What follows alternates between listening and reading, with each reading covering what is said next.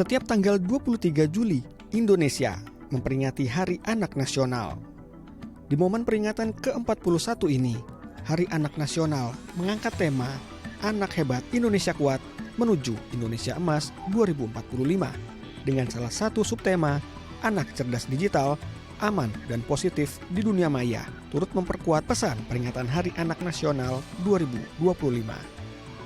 Namun, di era ketika gawai menjadi perpanjangan tangan manusia dan media sosial menjadi ruang utama interaksi sosial, tantangan lain dihadapkan pada sebuah fenomena baru yang diam-diam melemahkan daya pikir generasi muda, khususnya anak-anak, yaitu brain rot. Brain rot memiliki arti pembusukan otak. Istilah ini digunakan untuk menggambarkan kondisi di mana seseorang mengalami penurunan kemampuan berpikir kritis, fokus, dan kreativitas akibat konsumsi berlebihan terhadap konten digital yang dangkal dan repetitif, seperti video pendek hiburan yang viral, hingga konten sensasional yang hanya memicu emosi sesaat. Fenomena brain rot seringkali tidak disadari karena hadir dalam bentuk kebiasaan kecil yang dilakukan berulang kali, seperti scrolling media sosial berjam-jam tanpa tujuan yang jelas.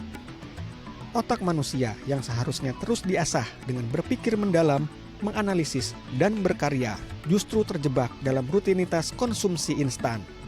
Dampaknya akan menjadi generasi yang rentan, apatis, mudah terprovokasi, dan kehilangan arah intelektual. Fenomena ini bukan hanya soal gaya hidup digital, melainkan persoalan masa depan bangsa. Ketika generasi mudanya kehilangan semangat belajar dan berpikir, dampaknya bisa sangat luas, mengancam potensi kemajuan bangsa dan masa depan. Dan langsung saja kita akan membahasnya bersama Firman Kurniawan selaku pemerhati budaya dan pengamat digital. Selamat siang Pak Firman, apa kabar Pak? Halo, selamat siang Mas Akbar. Kabar baik, Alhamdulillah. Alhamdulillah. Pak Firman, di Hari Anak Nasional ini tentu ada hal yang mengganggu di hati begitu.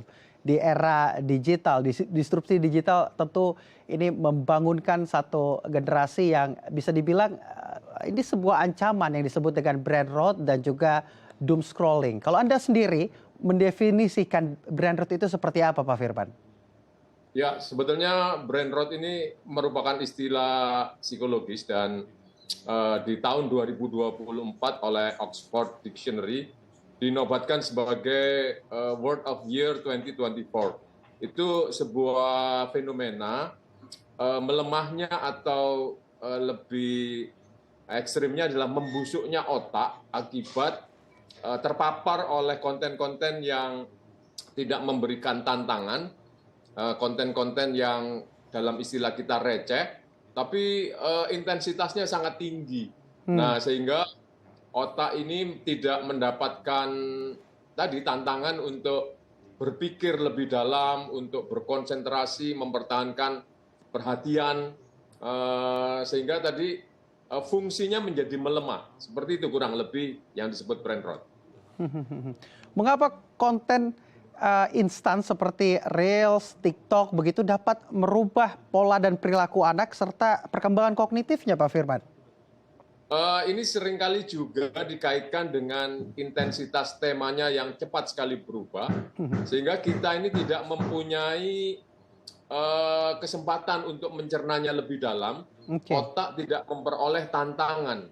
Sebetulnya di balik konten ini ada hal yang mestinya dipikirkan, ada hal yang mestinya perlu penelusuran, tetapi karena tadi temanya yang sangat banyak, perubahannya sangat cepat, dia hanya hadir di permukaan otak saja, sehingga tidak memberikan rangsangan untuk berpikir kritis, untuk berpikir mendalam, melompat dari satu tema ke tema yang lain. Nah ini akhirnya tadi walaupun informasi intens masuk, tetapi tidak menantang otak untuk berpikir lebih dalam. Lalu bagaimana Anda melihat terkait perkembangan otak anak? Ini kan kalau zaman dulu anak-anak didorong untuk mau membaca, berinteraksi secara langsung, tampil di depan publik. Dengan sekarang anak-anak memiliki banyak waktu atau aktivitas di digital bahkan game.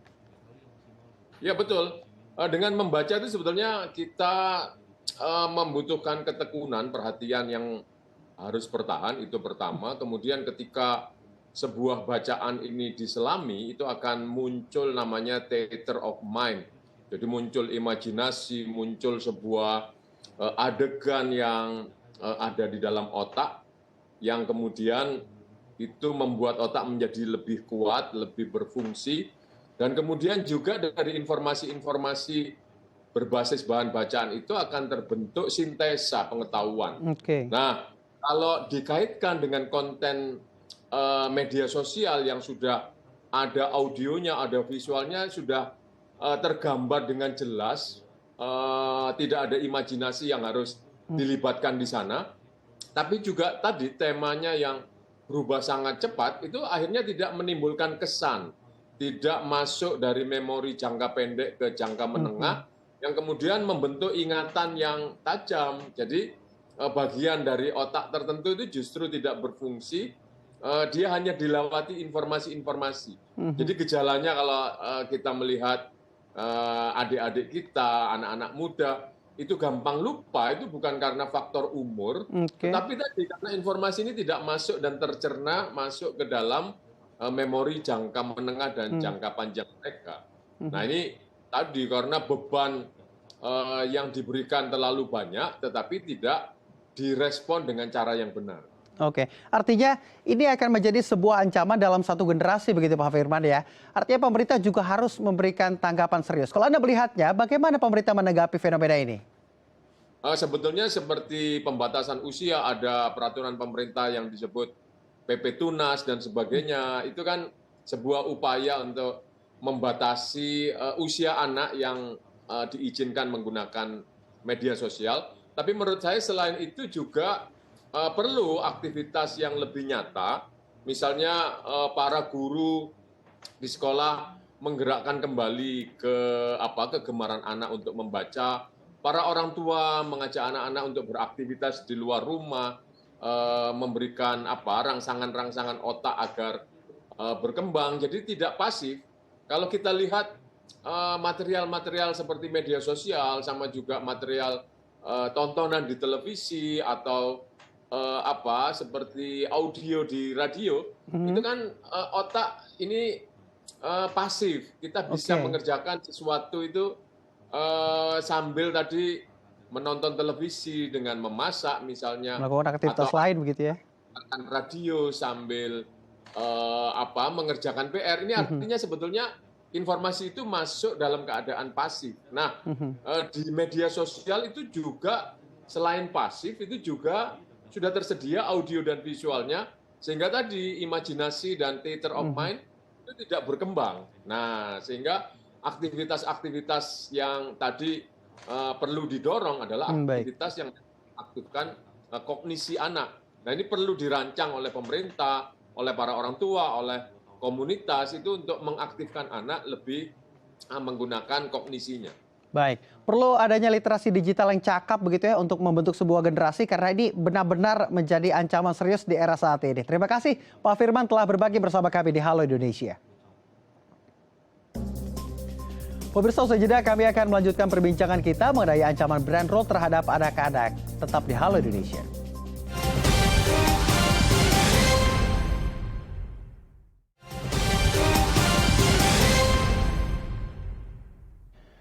Terima kasih pemirsa masih bersama kami di Halo Indonesia. Kita melanjutkan diskusi mengenai brand rot yang mengancam anak-anak di ruang digital. Kali ini saya sudah tersambung dengan Tantan Hermansyah selaku sosiolog perkotaan UIN Jakarta. Pak Tantan. Selamat siang Pak, apa kabar? Sehat Pak? Waalaikumsalam. Sehat ya Pak? Alhamdulillah, sehat Mas. Oke, di Hari Anak Nasional ini tentu ada ancaman baru. Era digital kali ini memberikan dampak signifikan terhadap generasi saat ini. Pak Tantan melihatnya kalau dari fenomena sosiologi ini, apakah bicara soal konten berkualitas dan konten receh, ini juga tidak terlepas dari interaksi sosial yang terjadi atau kelas sosial juga yang timbul di sana? Oke, terima kasih Mas. Ini pertanyaan menarik saya kira dan PR untuk kita juga sebagai bangsa. Saya tidak pernah menyebut konten itu sebagai konten receh karena dia diproduksi dengan pikiran, dengan maksud dan tujuan, dan tentu saja karena ada pasarnya. Namun yang jadi masalah adalah memang kita tidak pernah melakukan pembinaan pada para konten kreator itu untuk memproduksi hal-hal yang baik, terutama bagi anak-anak kita. Nah ini masalahnya. Jadi selama pasarnya ada dalam hal ini anak-anak kita yang suka men-scroll gambar-gambar lucu dan mereka kemudian ketawa-ketawa dengan hal-hal yang absurd. Sebetulnya pertimbangannya di para kreator itu, kalau konten kreator itu punya tanggung jawab moral ya untuk membuat konten digital itu jauh lebih positif dan bermanfaat, saya kira harusnya agenda untuk menghasilkan produk yang brand rot itu menjadi bisa dikurangi. Nah, lagi-lagi kita masuk kepada hukum pasar di mana ketika satu konten yang absurd itu lebih banyak peminatnya, maka dengan sendirinya para produsennya juga akan semakin banyak. Terlebih untuk memproduksi itu kan sekarang hanya butuh waktu beberapa detik saja, Mas. Jadi dalam konteks ini maka kita butuh kekuatan yang lebih besar, dalam hal ini negara, untuk kemudian negara membuat satu peraturan ke setiap platform bahwa konten-konten yang brand rot seperti itu sebaiknya tidak bisa ditayangkan, dan bahkan kalau perlu para produsen atau konten kreatornya juga mendapatkan teguran secara keras. Karena dalam jangka panjang ini sangat berbahaya. Gitu, Mas. Baik. Apakah konten receh yang menjadi dominan saat ini, kalau saya ganti mungkin short video atau hal-hal yang pendek yang bisa terima oleh anak yang dianggap instan. Apakah ini memang masuk ke dalam fase era instan begitu sehingga anak-anak kembali dikapitalisasi oleh dunia digital saat ini? Betul sekali. Itu statement yang saya kira terkonfirmasi dalam banyak hal. Jadi ketika hari ini kita disuguhi short movie, short video atau short product yang kemudian serba instan, yang akhirnya menghasilkan pola hidup yang namanya shortcut, Mas. Segala apapun sekarang kan shortcut. Mau jadi ahli IT shortcut, mau jadi ahli animasi shortcut. Dan kebetulan memang dunia digital melayani itu dengan sangat baik, dengan sangat luas, tidak kerasa bahwa sesungguhnya kita sudah dicuci otaknya untuk menjadi generasi pendek. Saya dalam beberapa kesempatan sering mengatakan di media bahwa dalam jangka panjang dampak dari shortcut hidup itu akhirnya menghasilkan kehidupan yang shortcut juga. Kalau Mas menggali data ya, googling sedikit saja, bagaimana orang akhirnya kalau kesulitan hidup langsung shortcut minjem ke pinjol, nggak kebayar minjem ke pinjol berikutnya, nggak kebayar minjem ke pinjol berikutnya, dan akhirnya kalau udah semua kebayar, dia men-shortcut hidupnya dengan cara melakukan bunuh diri, kan? Itu dampak. Nah ini sebetulnya saya selalu mengatakan bahwa kita sangat prihatin dengan adanya konten-konten digital yang sangat tidak mendidik. Tapi lagi-lagi itu ruang pasar terbuka, liberal, yang hanya negara yang bisa mengendalikan itu. Kalau kita memang masih punya mimpi untuk menghasilkan generasi emas. Generasi emas itu tidak hasil dari generasi shortcut, tetapi dari generasi yang ditempa dengan kedalaman, diskusi yang panjang, kesabaran, persistensi atas mencari ilmu dan lain-lain. Dan ini masalah. Oke, kalau bicara soal nilai-nilai sosial, kalau di kita kan nilai sosialnya tentu Pak Tantan ini gotong royong begitu. Kalau bicara soal beberapa hal yang instan yang secara tidak sadar lahir di dunia digital ini terkadang menimbulkan sikap dan perilaku individualistik. Apakah ini bisa mempengaruhi nilai-nilai sosial yang ada di Indonesia? Sangat, sangat. Jadi akhirnya ketika kita dilahirkan atau dikelola atau diinfluence ya pikiran kita, tindakan kita dengan yang shortcut itu, maka individuasi dan individualisasi seseorang akan semakin menguat. Dan akhirnya seperti kita lihat, segala sesuatu kemudian diselesaikan sendiri. Tidak mau bertanya, tidak mau berbagi, tidak mau meminta bantuan ke orang lain. Hanya karena semuanya sebetulnya bisa dicari penyelesaiannya melalui scrolling itu. Karena di scrolling itu kan bahaya banget. Pengen jadi kaya 30 detik, pengen jadi apa 30 detik. Nah akhirnya ketika jadi masalah, ya udah loncat dari gedung tinggi, dan itu yang terjadi.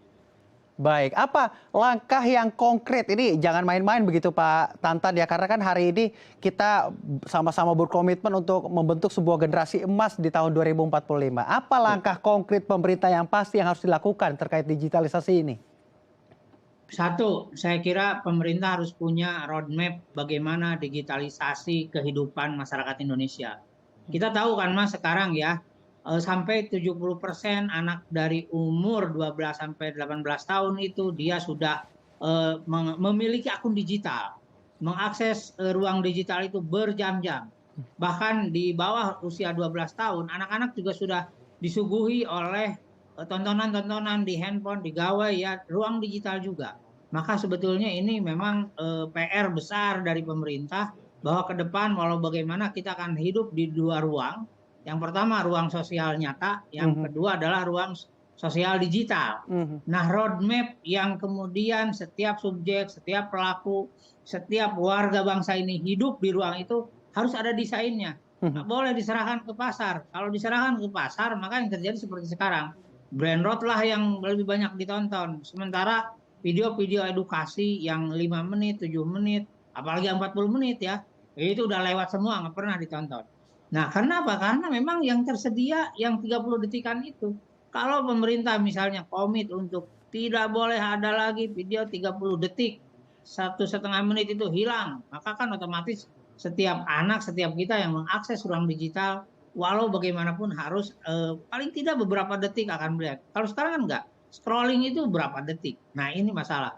Apakah termasuk kalau misalnya pemerintah melakukan hal seperti itu termasuk melanggar kebebasan? Baik. Saya kira tidak. Demi generasi emas, pemerintah harus mendesain, meredesain ya ruang digital kita harus seperti apa. Karena dalam beberapa tahun ke depan anak-anak kita yang akan hidup di situ. Mungkin kita udah nggak ada, gitu Mas. Hari Anak Nasional tentu menjadi alarm untuk kita mempertahankan generasi emas 2045 dan menyadarkan banyak masyarakat, tentunya tidak hanya pemerintah tapi juga lingkungan sosial, membentuk bagaimana meliterasi anak-anak untuk kembali mau membaca mungkin ya, untuk meningkatkan kualitas kognitif perkembangan otak. Terima kasih Pak Tantan telah berbagi bersama kami di Halo Indonesia. Pemirsa, seorang ibu di kawasan Bogor, Jawa Barat tergerak untuk mendirikan sekolah disabilitas gratis. Informasi selengkapnya usai jeda, tetap di Halo Indonesia.